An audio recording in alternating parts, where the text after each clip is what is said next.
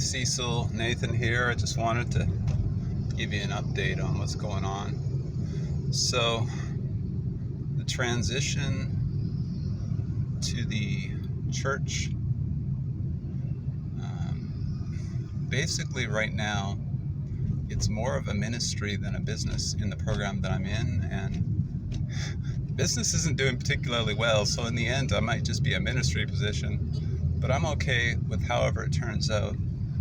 We just started the English program officially last Sunday for the Sunday afternoon program, and so that is basically a free lunch for the families who are invited to bring their kids to the English program. And so everyone eats lunch, and John has been participating reluctantly as an assistant teacher for me, so that's helpful. His heart's not really too into it, but I've been managed to drag him along a little bit, so hopefully he'll get into it at some point.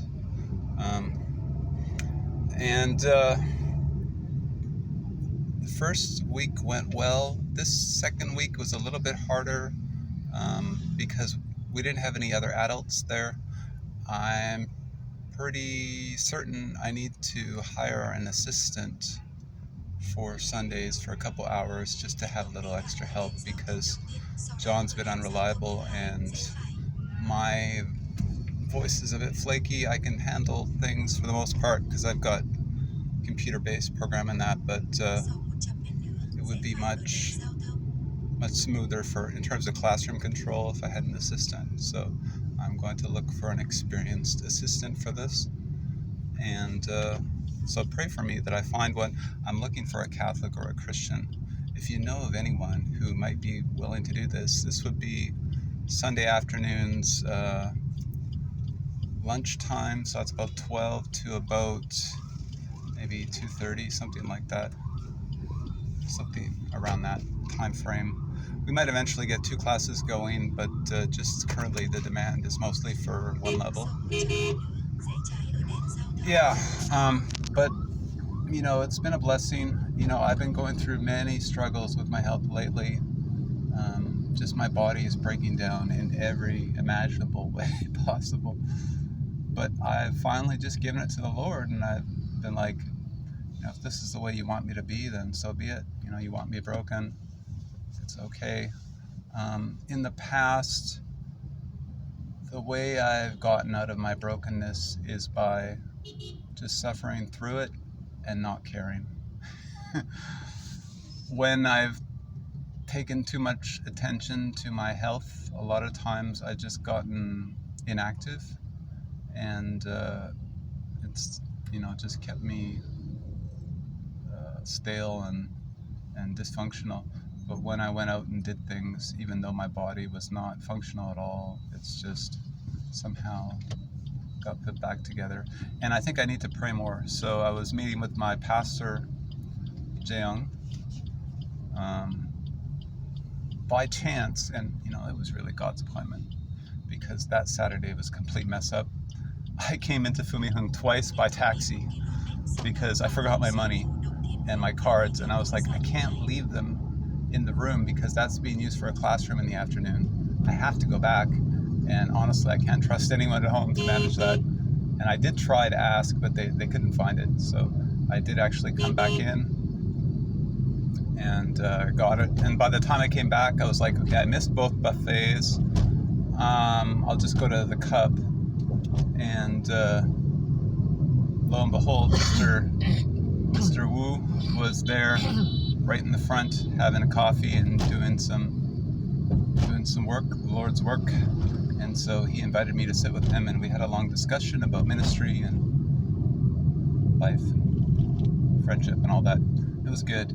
It reminded me of the days when I first came to meet him and his wife, and we were discussing about missions. And at that point, I was not thinking about doing any kind of business.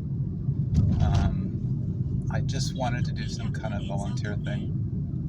And now I'm back into that, and it's being implemented finally.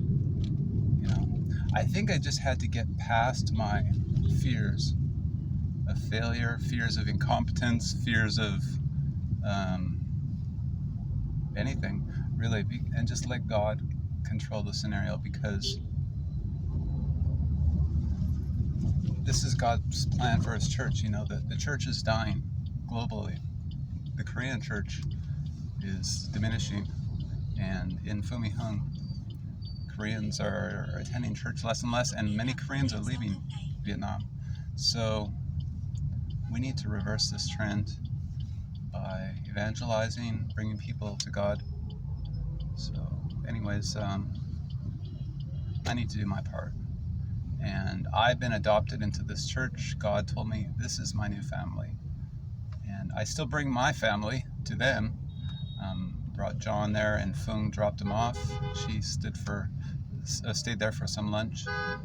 So in as much as I have family issues at home, I have kind of a new spiritual family there that I'm very grateful for and very, very appreciative of. And this kind of church, when you get into, it's like an adoption. And it's not something that you can leave. It's kind of hard to explain, but I think that was God ordained, so I just accept it. And so pray for me. I need people to pray for me regularly. This is spiritual war. But once I started realizing that I have to pray every day diligently I've been doing it in the past, but I've been kind of slacking off because I've been so busy. But I need to pray more and more, because this is a spiritual battle for the church and our families and our lives.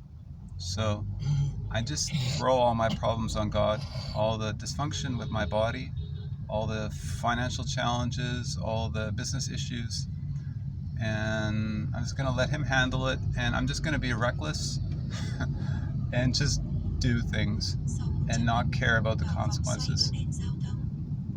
You know how it goes, right? Responsibility is ours, and the consequences are God's, something like that. So I'll leave it with you there. Give me a response sometime. I appreciate your encouragement. You're like a mentor to me, Cecil, so thank you for that. And you've been a great example of what it is to be a Christian. You've been through hell on earth, and you're still here. Good to see that.